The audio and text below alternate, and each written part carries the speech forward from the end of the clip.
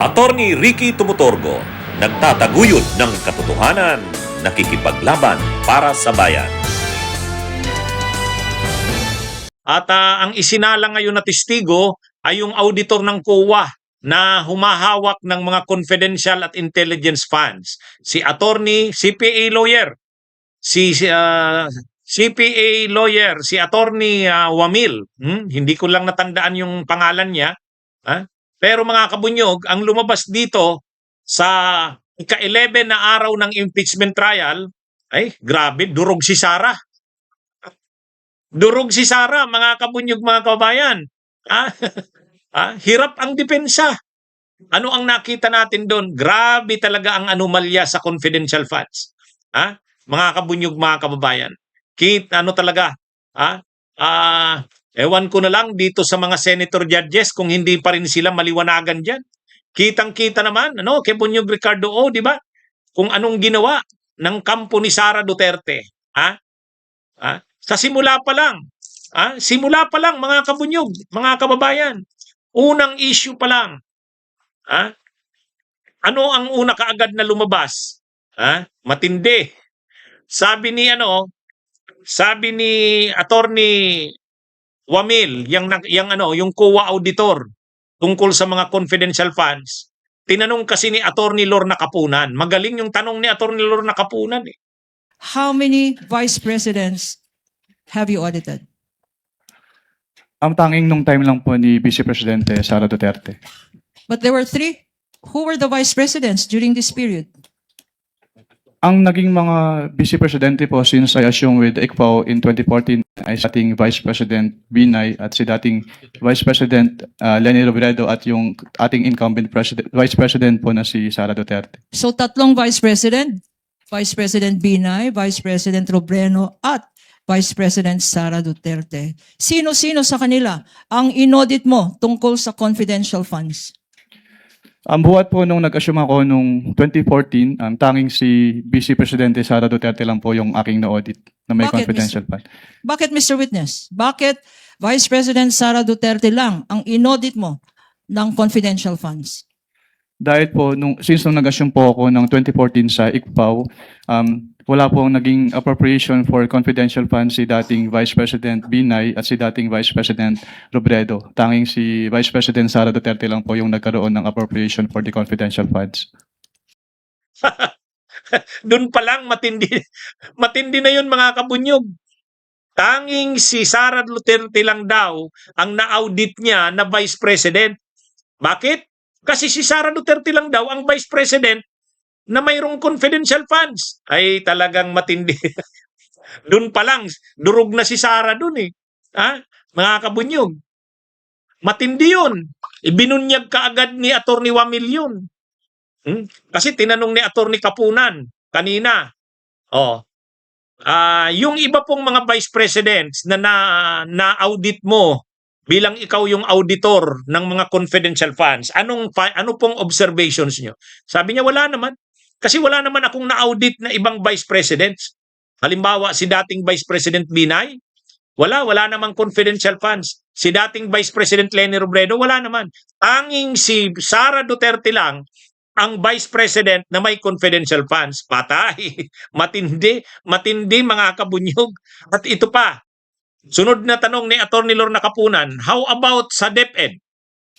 And in the same period of time, 2014 to 2024, kasama ba sa mga national agencies na minention mo ang Department of Education? Yes, ma'am. And during this period, 2014 to 2024, sino-sino ang mga secretaries ng Department of Education?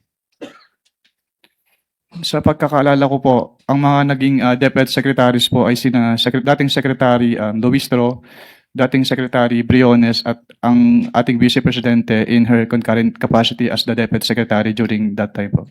At sino sa tatlong ito, sino-sino sa mga secretary ng DepEd ang inaudit mo for confidential funds? Tanging si Vice Presidente Sara Duterte lang po as the DepEd Secretary. Bakit, Mr. Witness? Dahil siya lang po yung naging DepEd Secretary na nagkaroon ng confidential funds ang DepEd. Di ba? Di ba mga kabunyog? Ay, grabe. Pahiya talaga si Sara dun. Dun pa lang nakita mo na ang takaw sa confidential funds. Kaya nga lang daw, sabi nung testigo kanina, yung COA auditor, tanging si Sara Duterte lang ang vice president na may confidential funds. Wala si Binay, wala si BP Leni. Tapos, kahit sa mga DepEd secretaries, o dating DepEd secretary si Secretary Luistro, dating DepEd secretary si Liling Briones, sabi nung testigo kanina, wala po.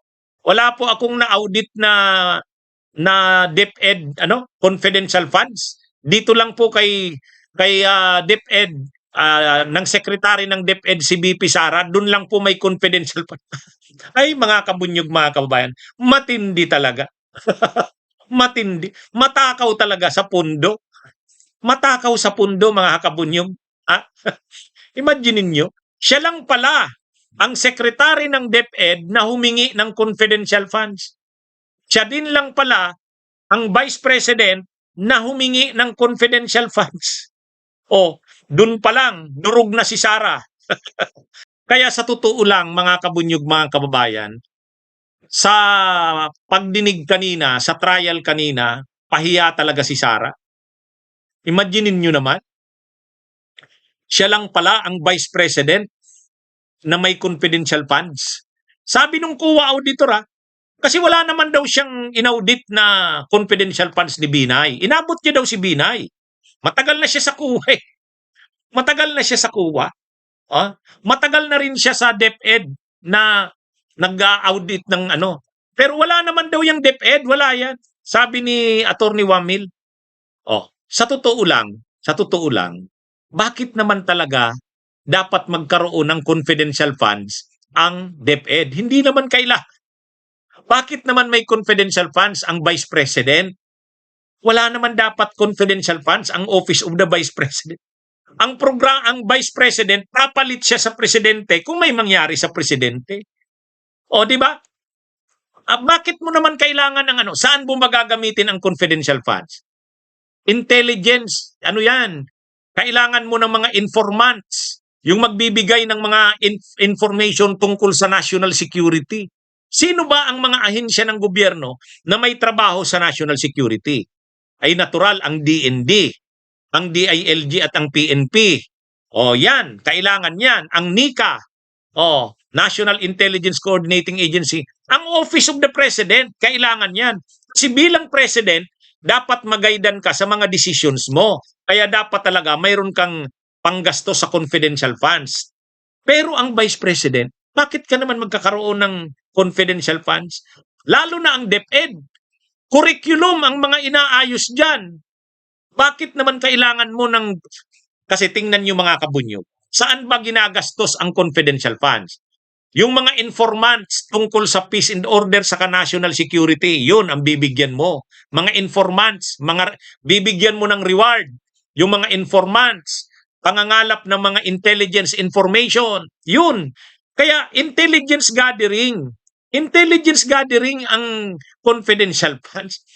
Wala naman dapat ang DepEd at saka ang OBP. Si Sara lang ang tanging BP, Vice President, DepEd Secretary na may confidential funds. At hindi maliit, hindi maliit. Noong 2022, uupo pa lang nila ni PBBM, kumuha na si Sara ng confidential funds, 125 million.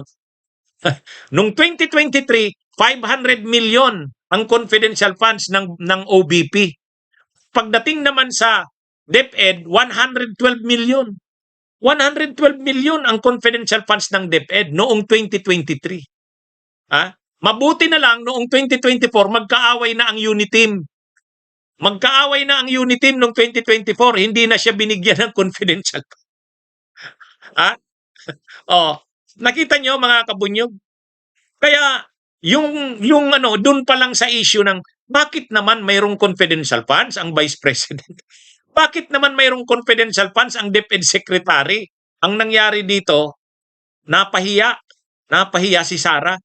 Kasi unang tanong pa lang doon sa testigo kanina, ano po ang naobserbahan ninyo nang inaudit ninyo ang confidential funds ng mga dating Vice President, si VP Binay, VP Leni Robredo, at saka si VP Sara.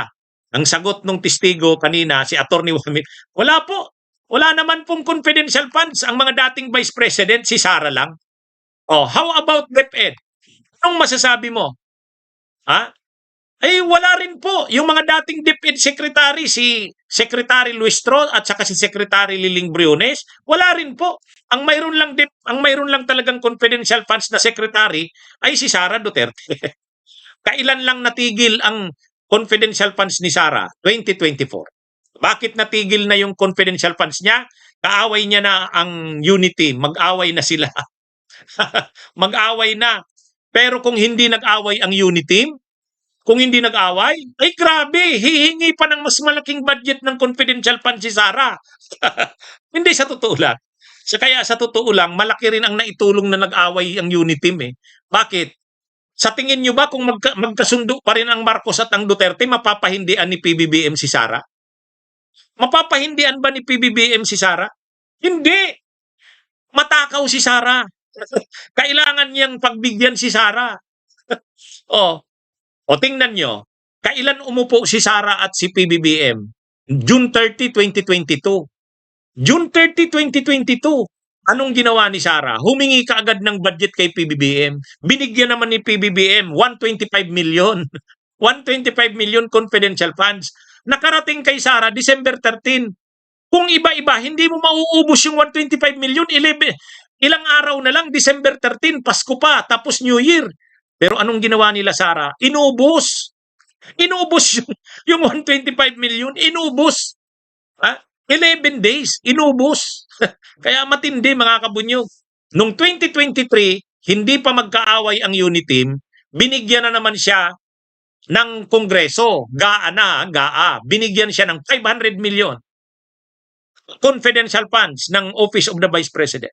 Tapos DepEd, binigyan siya. 112 million. Ganun. Kaya 612 million yung 2023. Pagdating ng 2024, wala na siyang confidential funds. Bakit? Magkaaway na eh. At ito ang tandaan natin noong 2023, ang budget ng OBP ay 2.2 billion. 2.2 billion. Noong 2023, ang budget ng OBP 2.2 billion. Aside pa sa confidential funds, may budget siyang 2.2 billion. Ganon. Ganon si Sara. Inday Lustay nga eh. Bunyog, halikan na kasama ka. Bunyog, kapag buklod ay may pag-asa. Luzon, Visayas, Mindanao, isa ang pananaw. Sa bagong Pilipinas ang bunyog isisigaw.